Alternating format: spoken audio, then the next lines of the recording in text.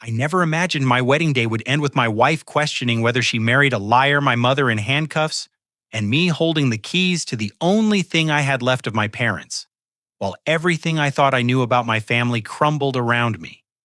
But there I stood in my rented tuxedo watching Carol, the woman who raised me after my parents died, smile that cold smile I knew too well as she announced to our wedding guests that she was giving away my Honda Civic to my sister Brittany as a wedding present. Let me back up and tell you how I got to this moment, because the betrayal that happened at my wedding reception had been brewing for 12 years, ever since I was 16 and my world fell apart. My parents, David and Linda, died in a car accident on Interstate 95 during a snowstorm in February 2016. I was a junior in high school, completely unprepared for life without them.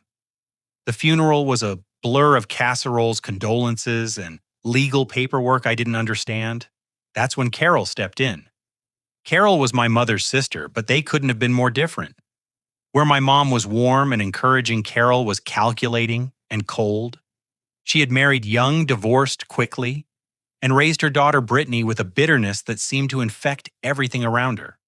But she was family, and when the state needed someone to take custody of me, she volunteered. I should have known something was wrong from the beginning.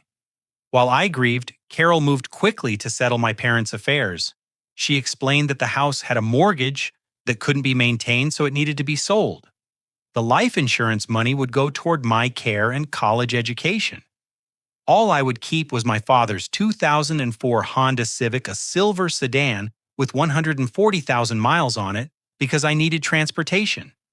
That car became everything to me. It still smelled like my dad's coffee and my mom's vanilla perfume. The glove compartment held their registration papers with my father's careful handwriting. The trunk contained a box of their belongings that Carol said I could keep photos and letters and small mementos that were all I had left of them. Every morning when I drove to school, I felt like they were still with me. Carol's house was different from my childhood home in every way. Where my parents' house had been filled with laughter and music, Carol's house was quiet and tense. Brittany, 2 years younger than me, treated my presence like an inconvenience. She made it clear that I was taking up space in her room, eating her food, and using resources that should have been hers. I tried to be grateful.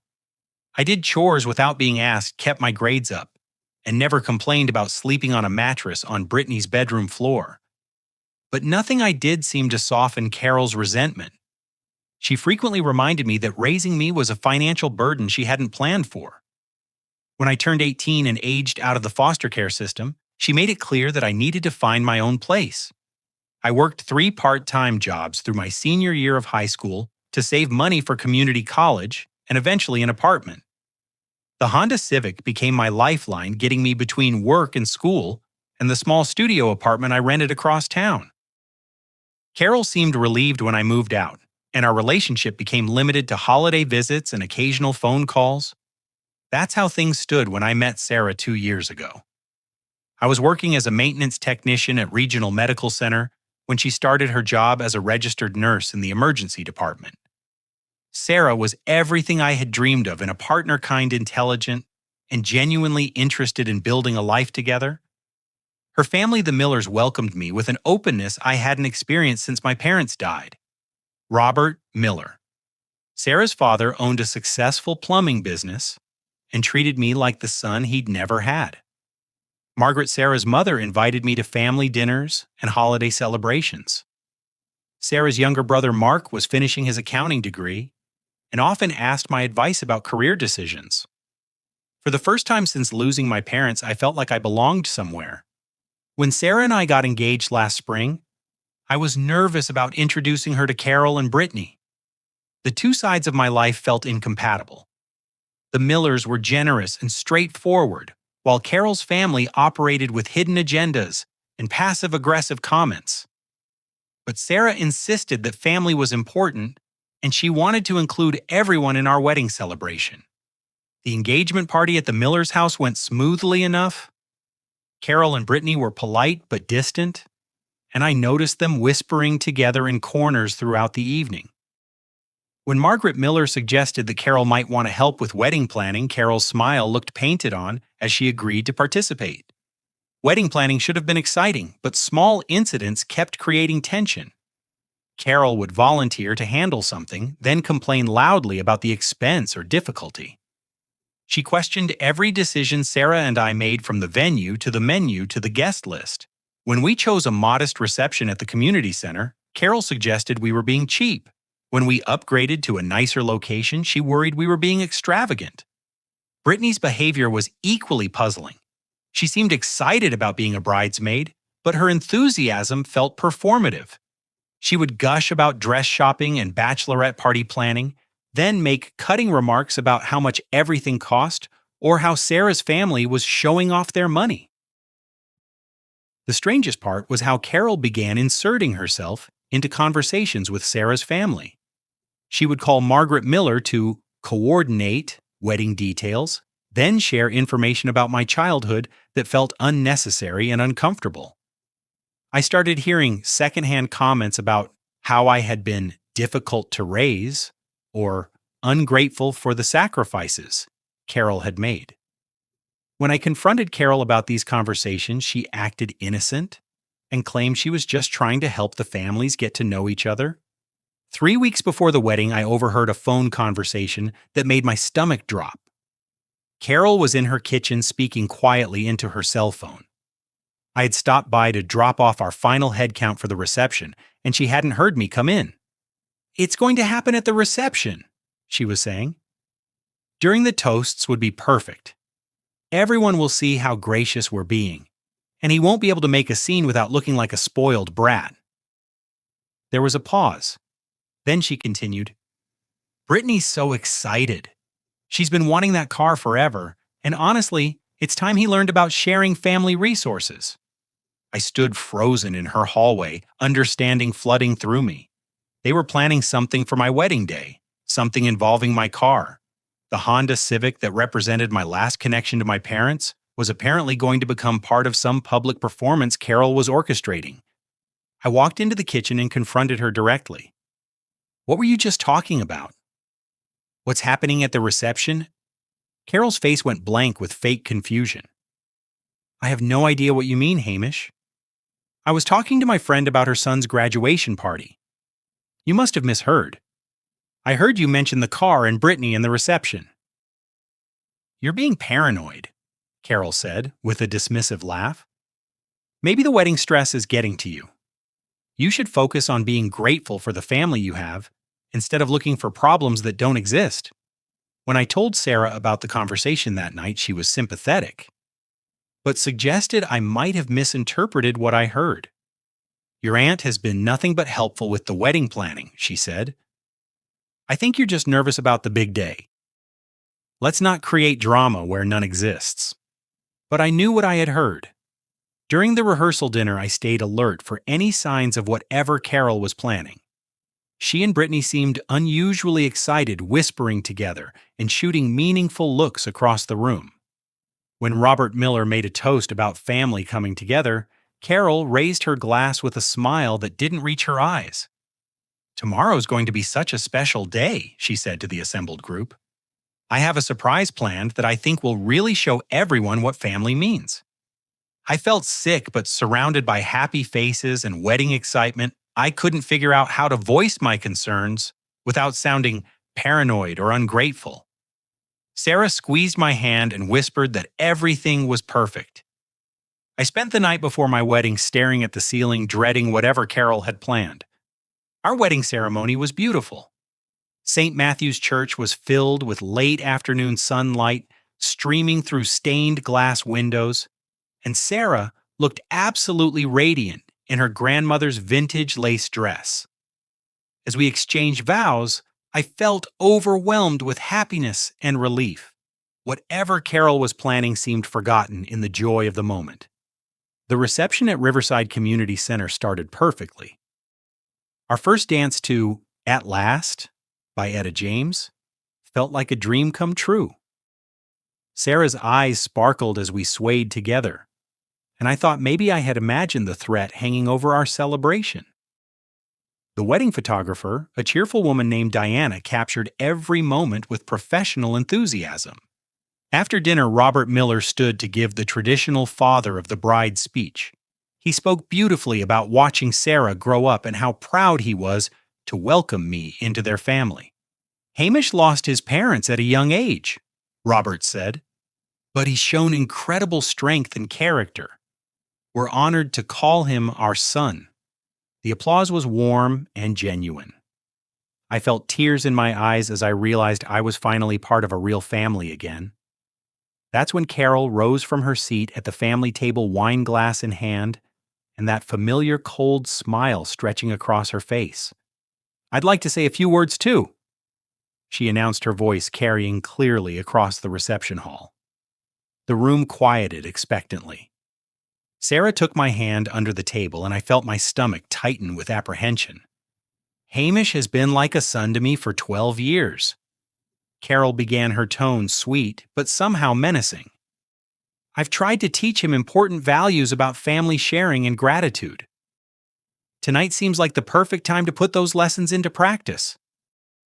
She paused, dramatically scanning the room of wedding guests. Brittany stood up beside her, practically vibrating with excitement. I noticed Diana, the photographer, positioning herself to capture whatever was about to happen. That's why, Carol continued, her smile growing wider, we've decided to pass the car that Hamish's parents left him over to Brittany as a wedding gift. It's time for him to learn that material possessions aren't as important as family generosity. The reception hall fell silent.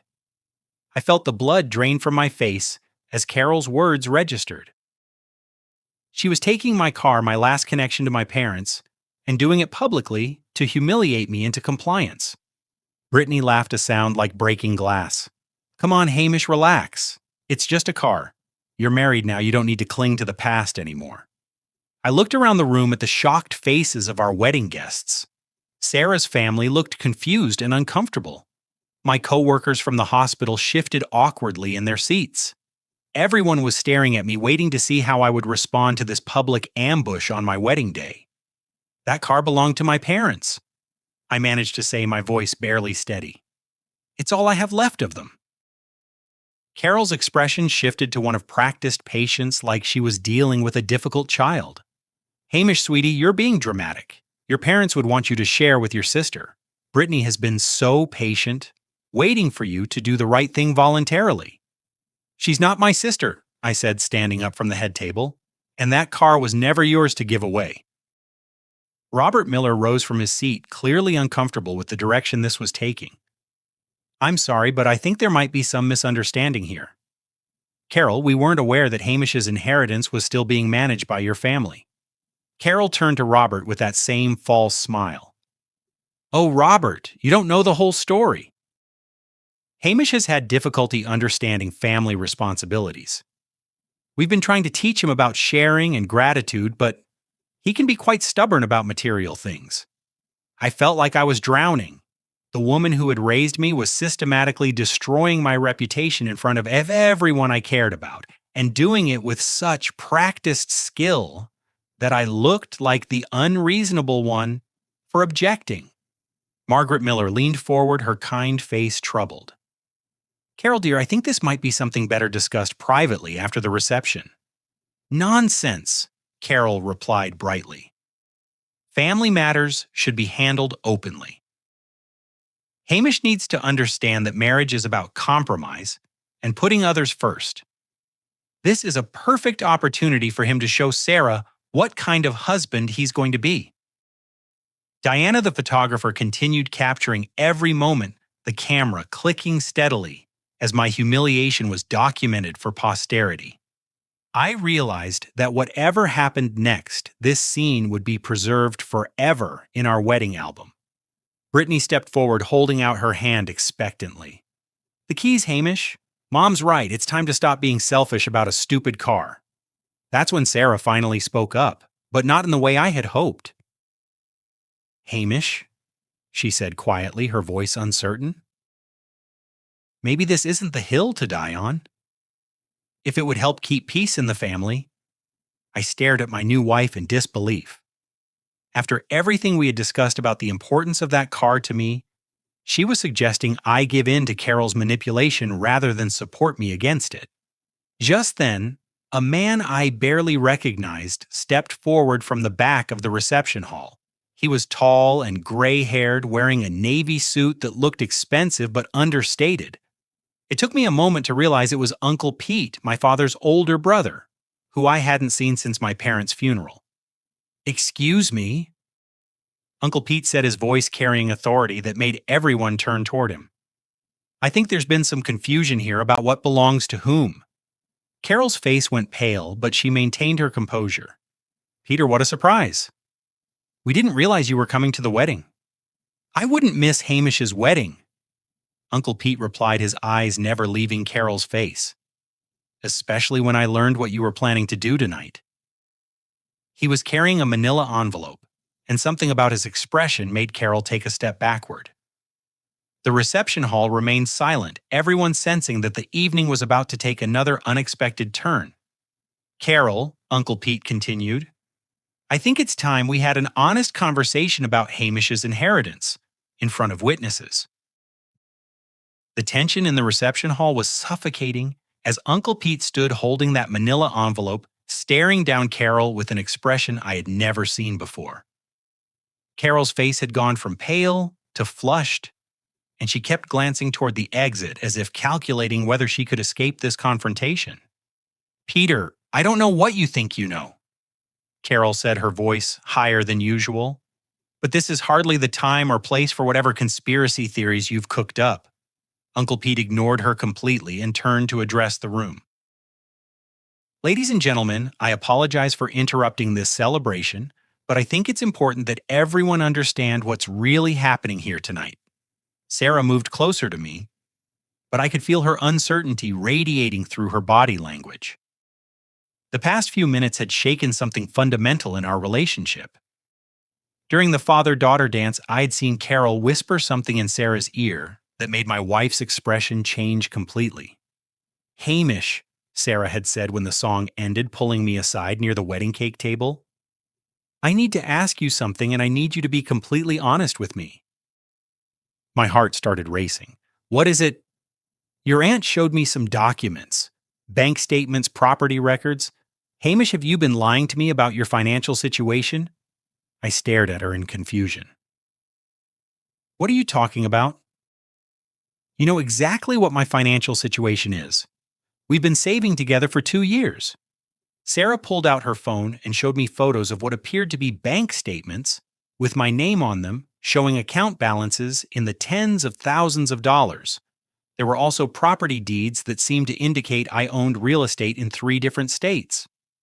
"These show that you've been hiding significant assets from me," Sarah said, her voice trembling. "Carol says you've been pretending to be poor while actually having access to a trust fund worth hundreds of thousands of dollars." I looked at the documents on her phone screen, my mind reeling. The paperwork looked official, with bank letterheads and legal language, but I had never seen any of these accounts or properties before in my life. "Sarah, I swear to you, I have never seen these documents before. I don't have any secret accounts or property. The only thing I inherited from my parents was that car." "Then how do you explain these?" Sarah demanded. "Carol has copies of everything. She says you've been lying to both our families about needing help with the wedding expenses when you could afford to pay for everything yourself." I felt like the ground was shifting beneath my feet. Carol had somehow created false evidence that made me look like a liar and a fraud. But the documents looked so convincing that even I was starting to doubt my own memories. "Sarah, you have to believe me. I don't know how she got these, but they're not real. Why would I lie about having money that doesn't make any sense?" "Doesn't it?" Sarah's eyes filled with tears. "Maybe you wanted to see how much my family would spend on the wedding. Maybe you thought it was funny to watch us worry about expenses when you could have paid for everything." "That's insane," I said, reaching for her hands. "You know me better than that. You know I would never manipulate you or your family." But I could see doubt creeping into Sarah's expression. The timing was perfect from Carol's perspective. A bride on her wedding day, emotional and overwhelmed, presented with what appeared to be proof that her new husband had been deceiving her about something fundamental. "Prove it," Sarah said finally. "If you're telling the truth, prove it. Give up the car. Show me that you're not attached to material things the way Carol says you are." "The car isn't about materialism," I tried to explain. "It's about my parents' memory. It's the only thing I have left of them." "But if you really have all this money," Sarah gestured to her phone, "then you could buy a dozen cars that meant something to your parents. The only reason to fight so hard for this one specific car is if you're lying about the rest of it." I realized with growing horror that Carol had created a perfect trap. The false evidence of wealth made my attachment to the car look suspicious, and refusing to give up the car made me look like I was hiding something. No matter what I did, I looked guilty of deception. "Sarah, please, you have to trust me. I love you more than anything in the world. I would never lie to you about something this important." "Then give me the keys," she said, holding out her hand. "If the car doesn't matter if it's really just about the memory, then it shouldn't matter who owns it. You can still visit it, still have the memories." I looked into the eyes of the woman I had just married, the person I had thought would always have my back, and saw a stranger. The Sarah I knew would never demand I prove my love by giving up something precious to me. The Sarah I knew would defend me against false accusations, not participate in them. "I can't do that," I said quietly. "That car is all I have left of my parents, and you know how much they meant to me. I can't believe you're asking me to give it up based on documents I've never seen before from a woman you barely know." Sarah's face hardened. "So you choose a car over your wife?" "I choose truth over manipulation," I replied. "And I can't believe my wife won't do the same." The conversation ended with Sarah storming away, and me standing alone by the wedding cake, wondering how my perfect day had turned into a nightmare. When Uncle Pete arrived and began his confrontation with Carol, Sarah stood beside me but felt miles away emotionally. Now, as Uncle Pete prepared to address the reception guests, I realized that whatever was in that manila envelope might be the key to proving my innocence. But I also feared it might be too late to save my marriage. "The documents Carol has been showing people," Uncle Pete said, his voice carrying clearly across the silent reception hall, "are very interesting, particularly because they appear to be authentic bank records and property deeds." Carol's face went white. "I don't know what you're implying, but I resent the suggestion that I would forge anything." "Oh, I'm not suggesting you forged them," Uncle Pete replied with a grim smile. "I'm saying they're completely real. The problem is, they don't belong to Hamish." He opened the manila envelope and pulled out a thick stack of papers. "These are the real records of David and Linda's estate, compiled by a private investigator I hired 6 months ago when Hamish's grandmother mentioned some concerning discrepancies in the family finances." The reception hall remained frozen as Uncle Pete continued. "It turns out that my brother and sister-in-law left their son a considerable inheritance. Life insurance policies, investment accounts, and property that should have been held in trust until Hamish turned 25. The documents Carol showed Sarah tonight are records of that inheritance." My head was spinning. "I don't understand." "She said everything went to my care and education expenses." "Nothing went to your care and education?" Uncle Pete said, his voice hard with controlled anger. "Every penny of that inheritance went into accounts controlled by Carol, with Brittany listed as the primary beneficiary." Brittany, who had been standing beside Carol looking increasingly uncomfortable, suddenly stepped backward. "What, Mom, you said Hamish's parents barely left anything. You said we were doing him a favor by taking him in." Carol's mouth opened and closed soundlessly. The confident woman who had been orchestrating my humiliation just minutes earlier was completely falling apart. "The Honda Civic was never supposed to be his only inheritance," Uncle Pete continued. "It was supposed to be temporary transportation until he gained access to the full estate. Instead, Carol has been systematically stealing from him for 12 years while convincing him he should be grateful for her charity.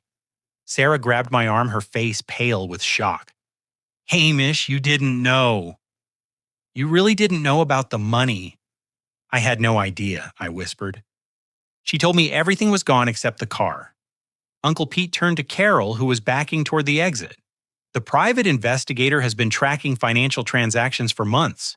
We have records of account transfers, property sales, and forged documents. The FBI has been building a case, and tonight seemed like the perfect time to make an arrest. That's when I noticed two men in dark suits who had appeared near the reception hall entrance. They weren't wedding guests, and they weren't part of the catering staff. They were federal agents, and they were blocking Carol's escape route.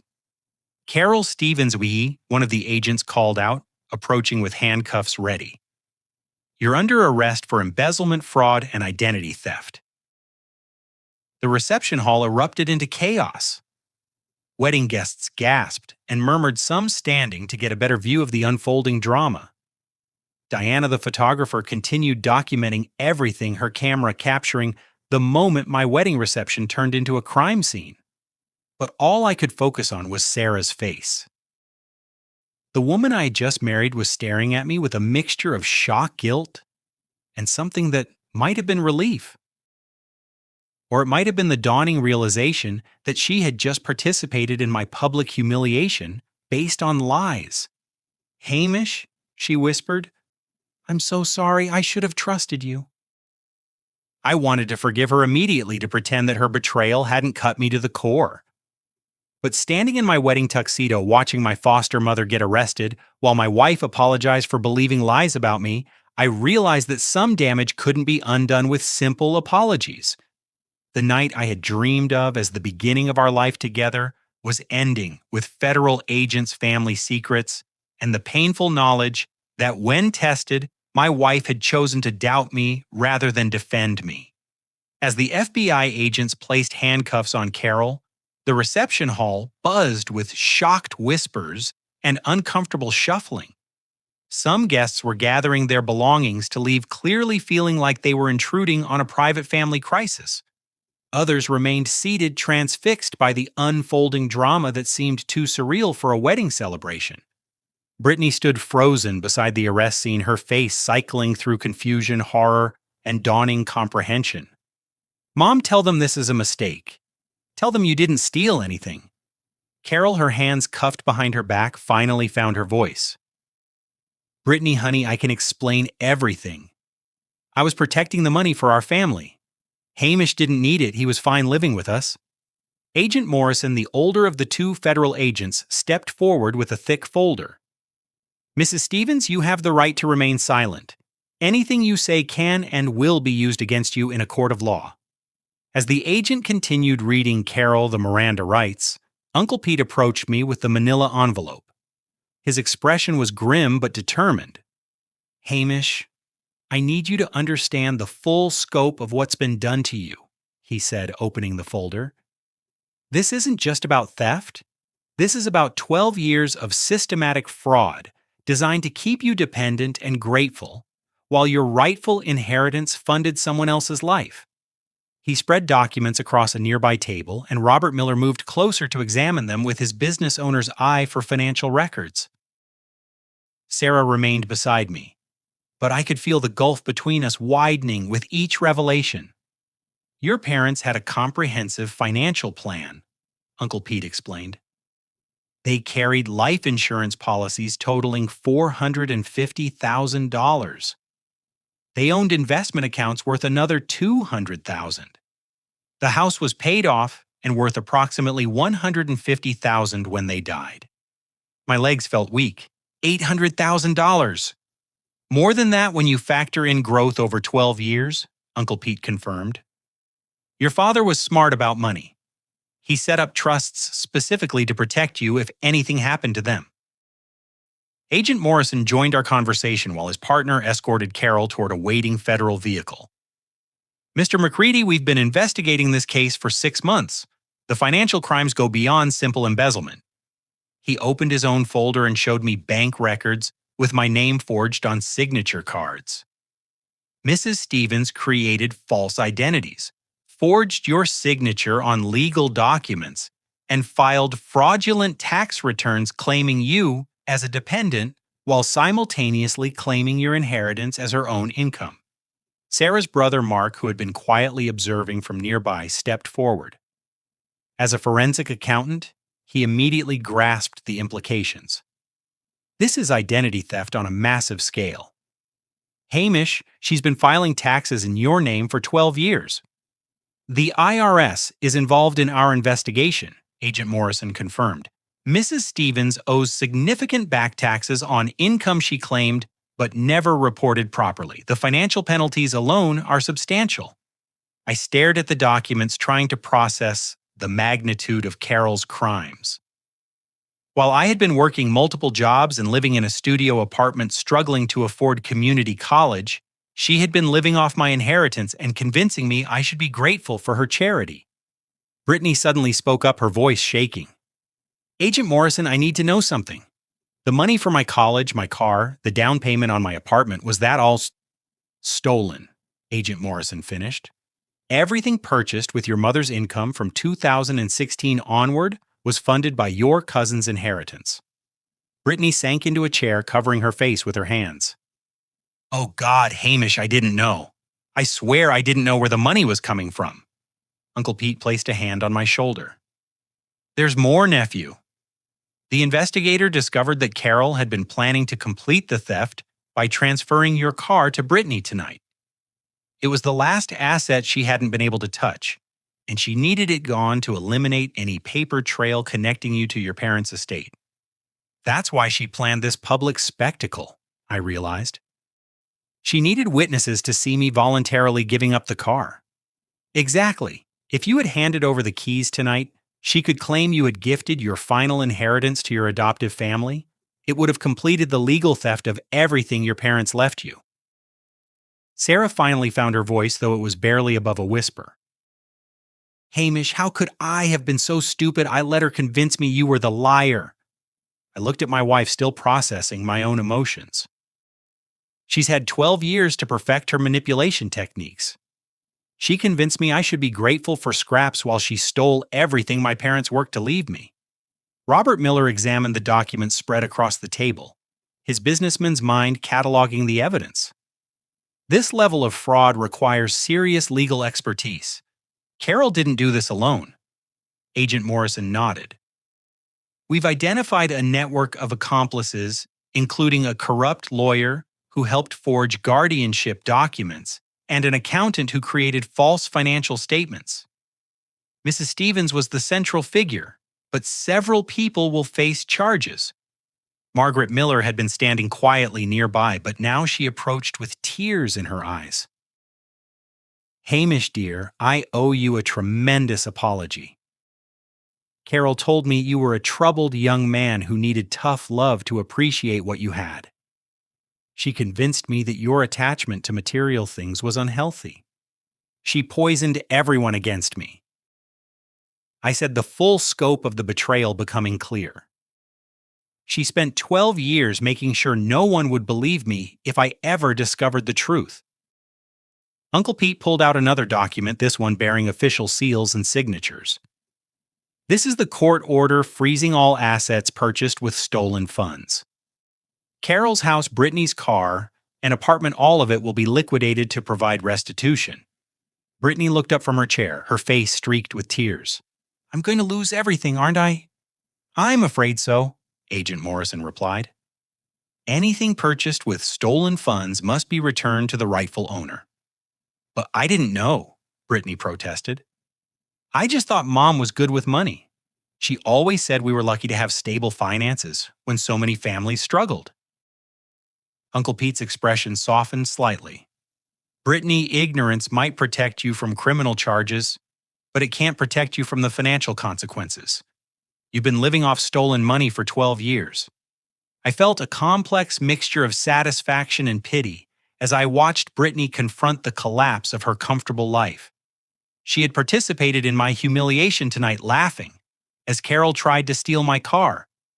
But she had also been manipulated by her mother since childhood. Sarah moved closer to me, reaching for my hand. Hamish, Can you ever forgive me? I should have trusted you. I should have known you would never lie about something so important. I looked down at our joined hands still wearing our brand new wedding rings. Sarah, you chose to believe lies about me rather than defend your husband. You asked me to prove my love by giving up something precious to me. That's not what marriage is supposed to be. I know, she whispered. I was wrong. I was overwhelmed and confused, and I let Carol manipulate me just like she manipulated everyone else. The difference is, I said gently, everyone else didn't promise to stand by me for better or worse just 3 hours ago. The reception hall was nearly empty now, with most guests having quietly departed during the arrests and revelations. Diana, the photographer, had finally stopped taking pictures and was packing up her equipment.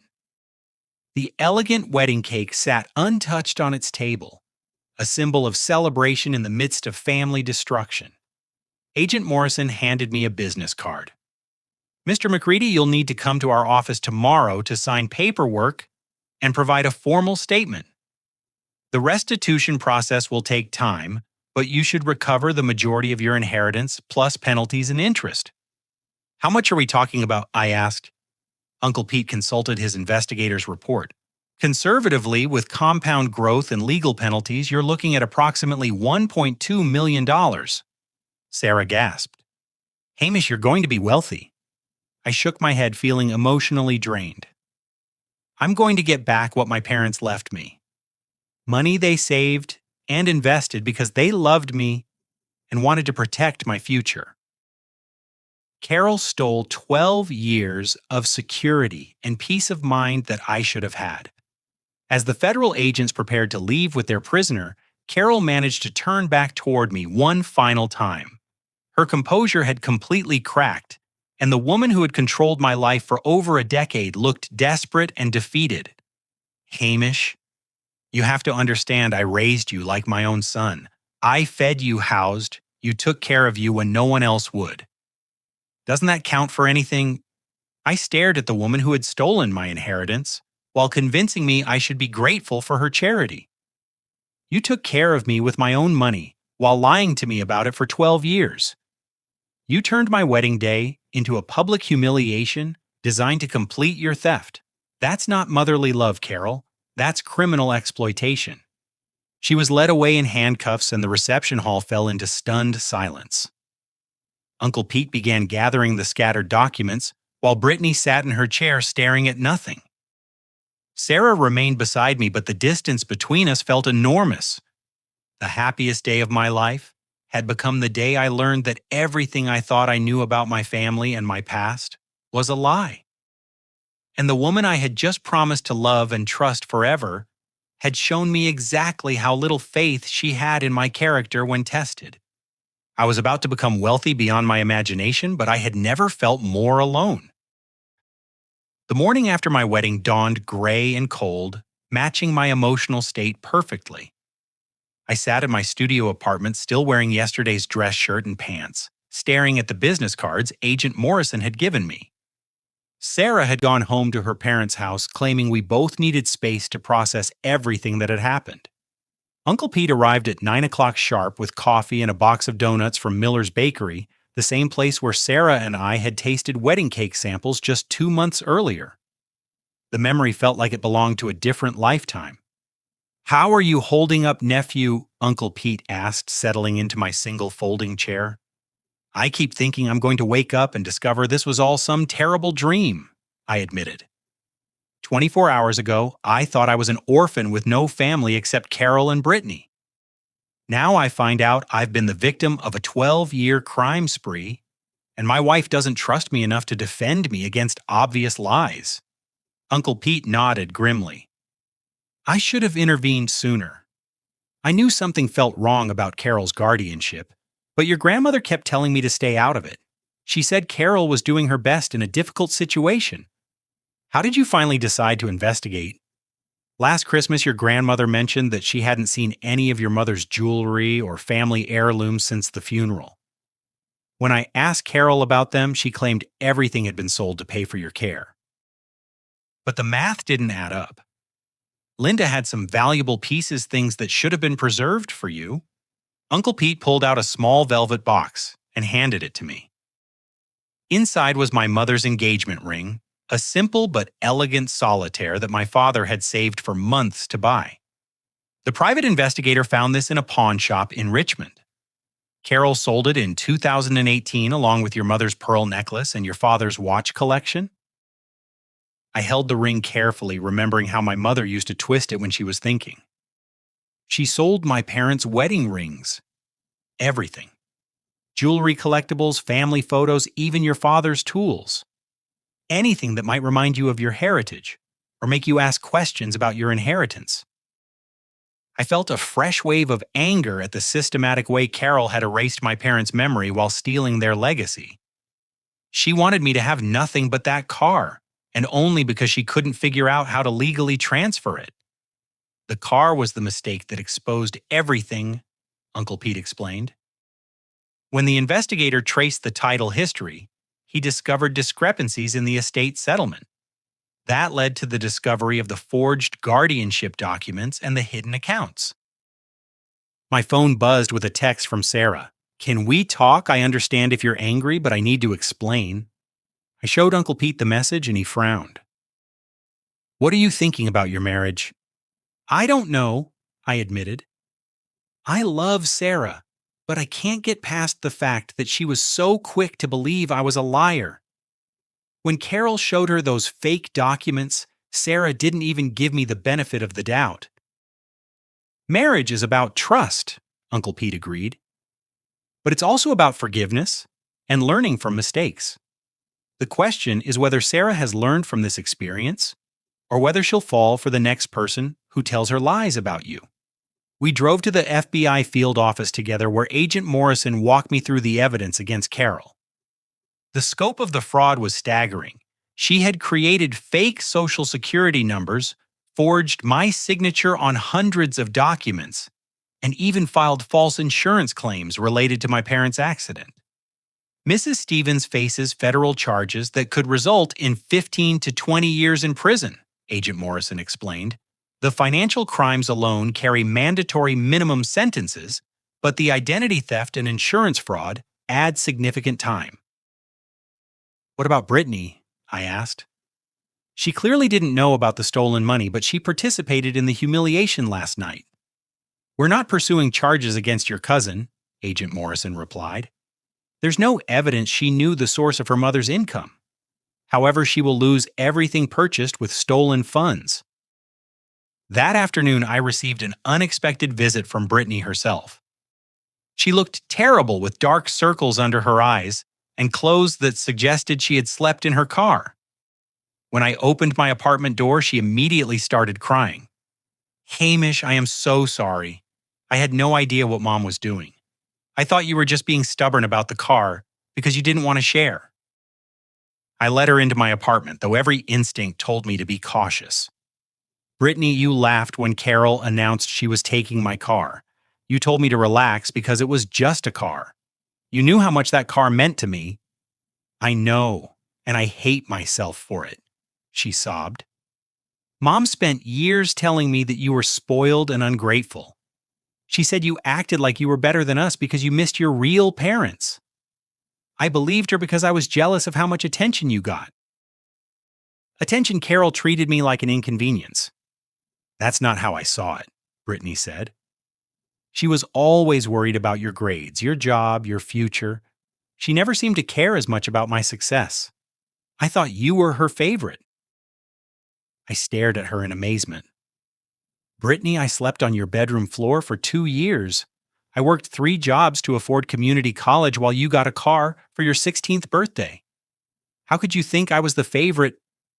"Because she talked about you constantly.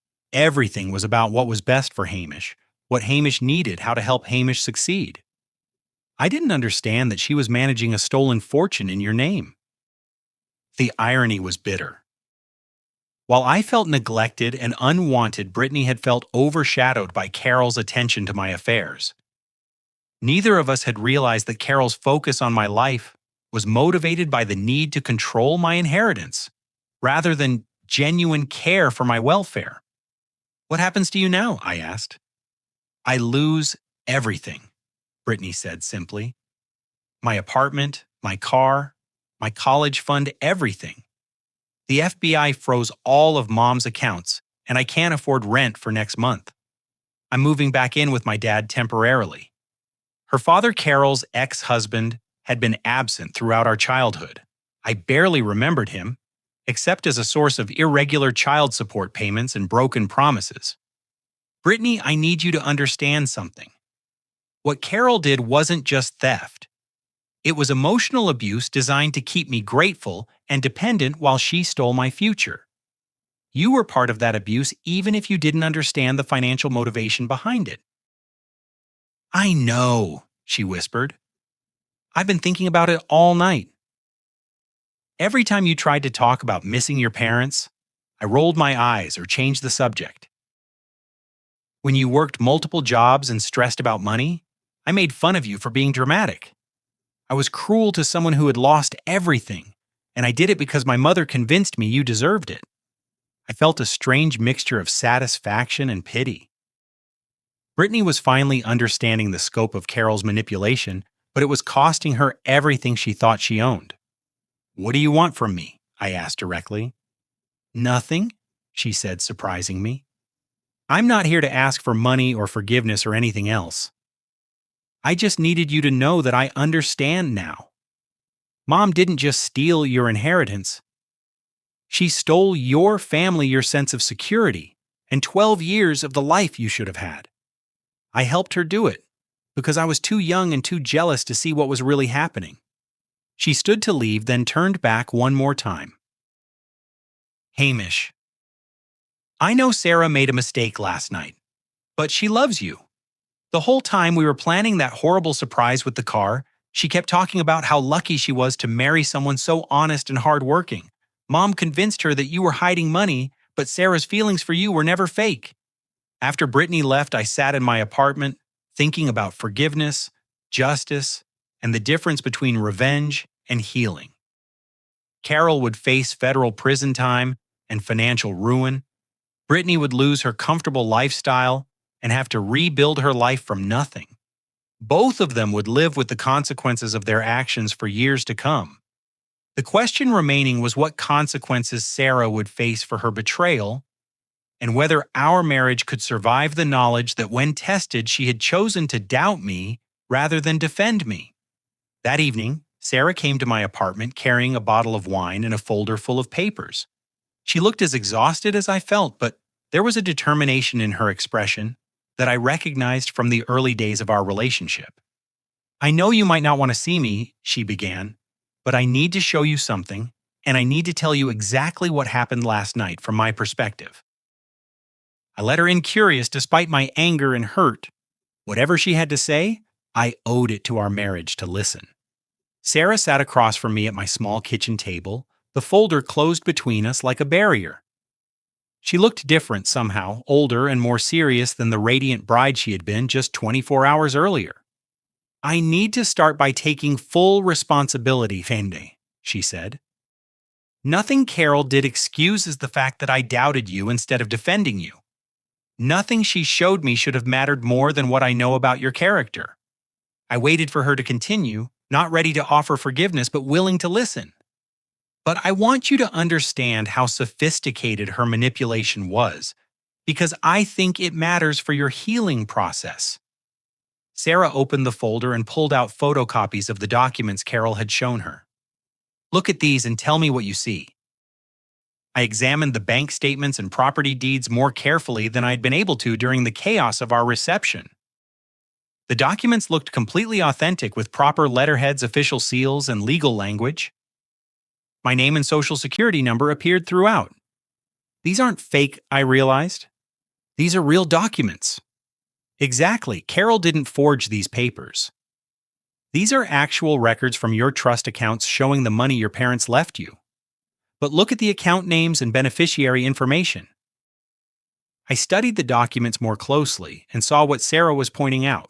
The accounts were established in my name, but the beneficiary designations and authorized signers had been changed to list Carol as the primary controller and Brittany as the inheritance recipient. She showed me real financial records, Sarah explained. But she told me they proved you had been hiding money from me. She claimed you had access to these accounts, but were pretending to be poor to test whether I loved you for yourself or for money. I felt a chill as I understood the sophistication of Carol's deception.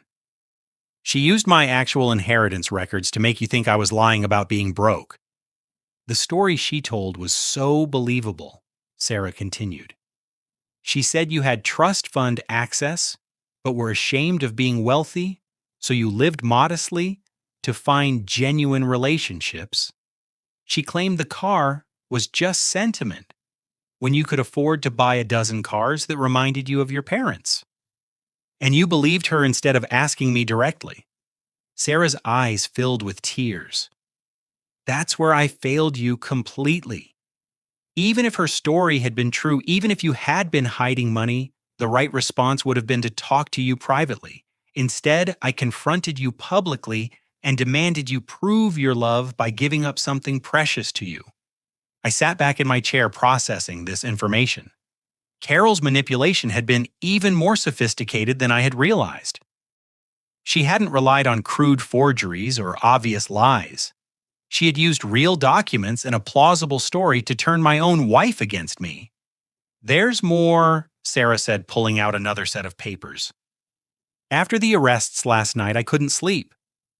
I kept thinking about how quickly I had turned against you, and I realized I needed to understand exactly how Carol had fooled me so easily.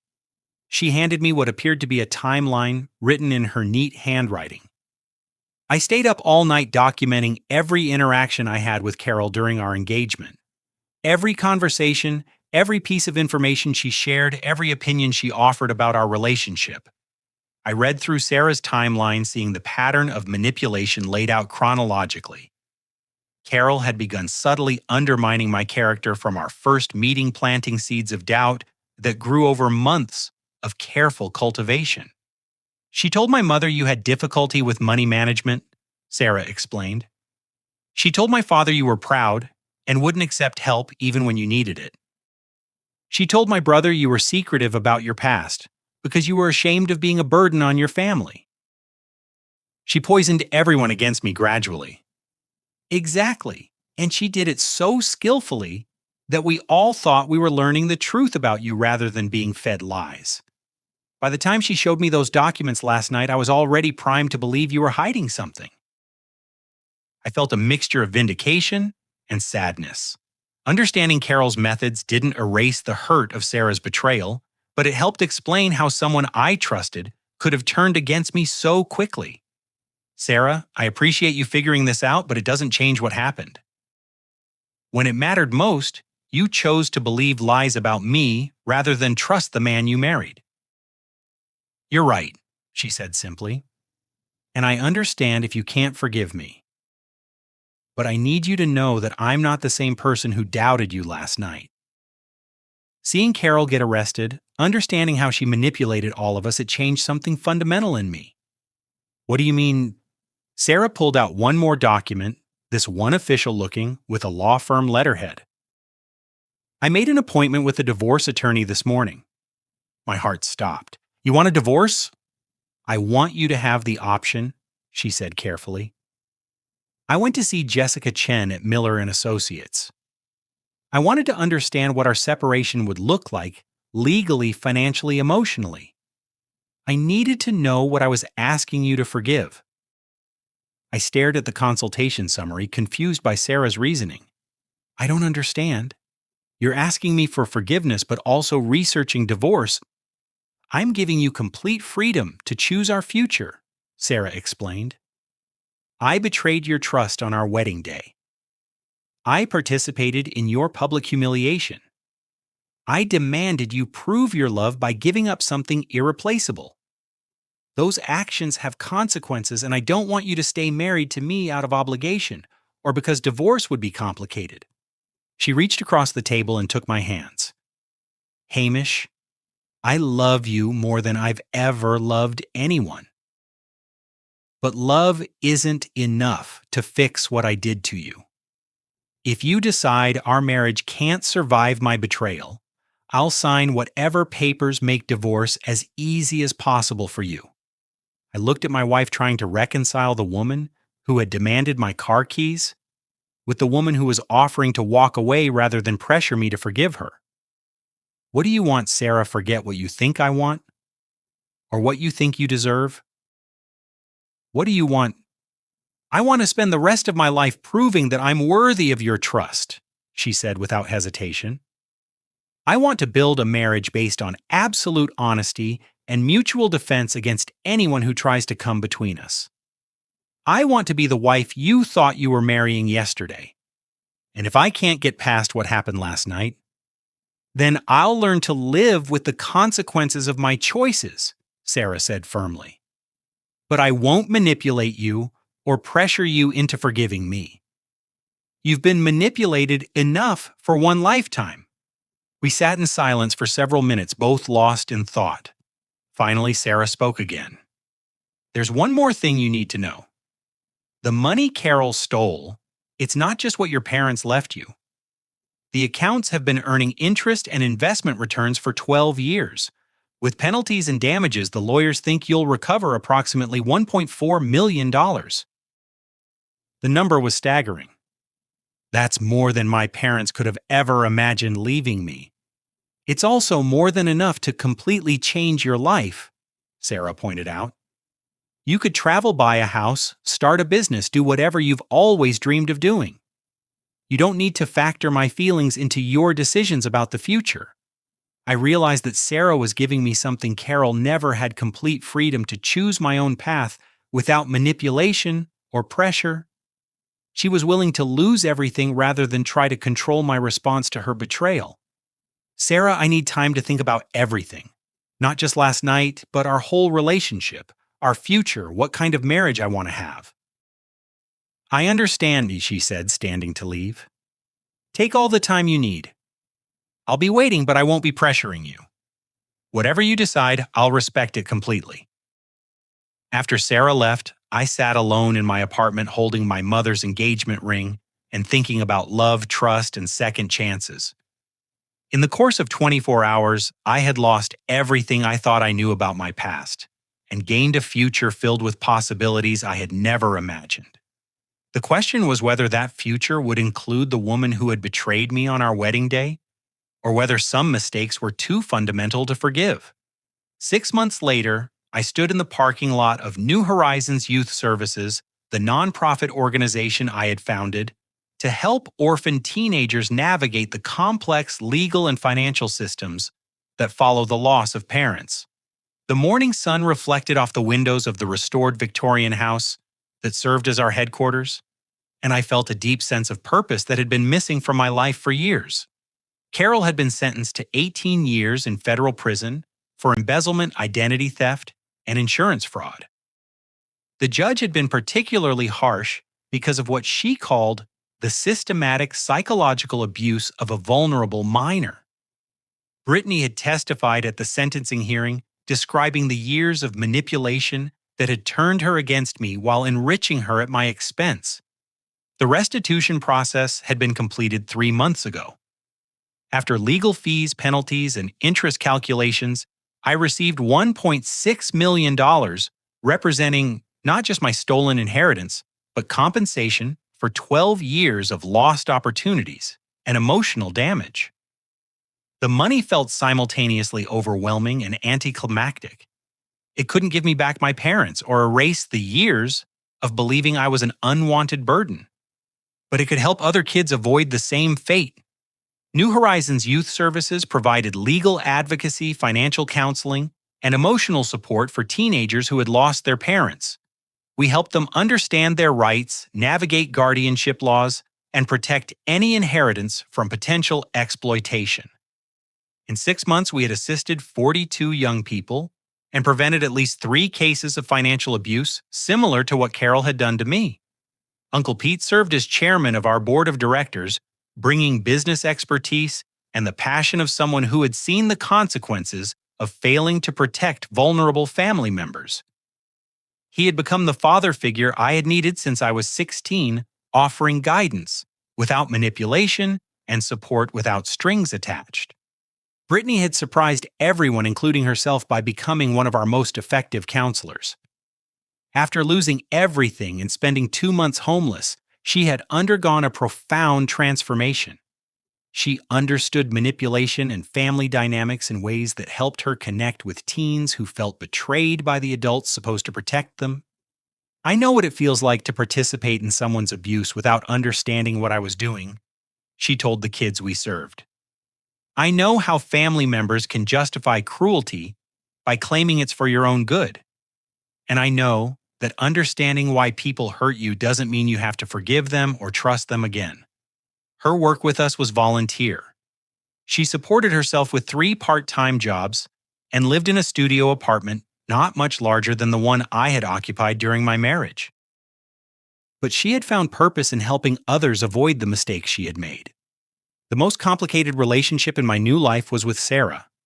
We had started marriage counseling 2 weeks after our wedding, working with Dr. Patricia Williams, a therapist who specialized in trust and betrayal issues.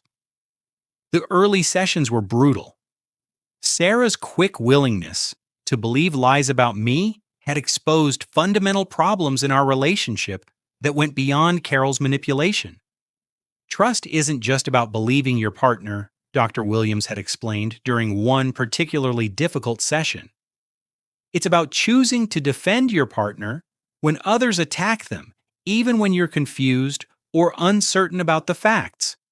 Sarah had cried through multiple sessions as she confronted the reality that her betrayal wasn't just a mistake, but a reflection of how she approached conflict and loyalty. She had been raised in a family that avoided confrontation, and her instinct when presented with disturbing information was to seek peace rather than defend truth.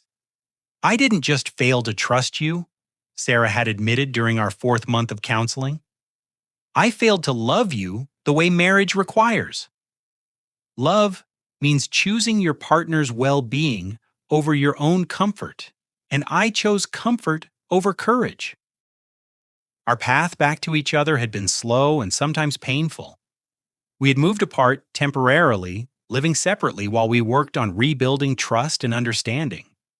Sarah had undergone individual therapy to understand her conflict avoidance patterns, while I worked on processing 12 years of manipulation and abandonment trauma. But gradually something new had emerged between us. Instead of the easy compatibility we had enjoyed during our courtship, we developed a deeper intimacy based on complete honesty about our flaws and fears. Sarah learned to fight for our relationship instead of avoiding difficult conversations. I learned to express my needs clearly instead of assuming people would eventually disappoint me. 3 months ago, we had remarried in a small ceremony at Uncle Pete's house, with only immediate family present. This time, when Sarah promised to defend me for better or worse, we both understood exactly what those words required. Now, as I prepared to leave New Horizons for the day, Sarah pulled into the parking lot in her Honda Accord. We had kept my parents' Civic, but it lived in Uncle Pete's garage most of the time, preserved as a memorial rather than daily transportation. Some things were too precious to risk losing to ordinary wear and tear. "How was the board meeting?" Sarah asked as she joined me on the front steps of our headquarters. "Productive. We're approved to expand into Richmond next year, and the state is considering adopting our advocacy model as a standard for orphaned minor services." Sarah smiled, the genuine expression of pride I had learned to treasure over our months of rebuilding. "Your parents would be so proud of what you've built here." "I think they'd be proud that I finally learned the difference between family and blood relatives," I replied. "Uncle Pete has been more of a father to me in 6 months than Carol was a mother in 12 years. We drove home together to the 3-bedroom house we had purchased in a quiet suburban neighborhood. It was a modest home by the standards my inheritance could have afforded, but it felt like a palace after years of studio apartments and childhood bedrooms shared with hostile relatives. That evening, as we prepared dinner together in our own kitchen, Sarah brought up a topic we had been discussing intermittently for weeks. "I got the test results back from Dr. Martinez," she said, referring to the fertility specialist we had been consulting. Everything looks normal. We can start trying for children whenever you feel ready. I paused in chopping vegetables for our salad. The question of children had become complicated after everything we had been through. We both wanted a family, but the idea of bringing vulnerable people into the world felt weighted with new responsibility. Are you ready? I asked her. I'm ready to be the kind of mother who protects her children instead of manipulating them, Sarah replied. I'm ready to raise kids who know they're loved unconditionally, not just when they're convenient or profitable. What if we're terrible at it? What if we repeat the mistakes our families made? Sarah moved beside me and took my hands much like she had during those awful moments at our first wedding reception. But this time her touch offered comfort instead of betrayal.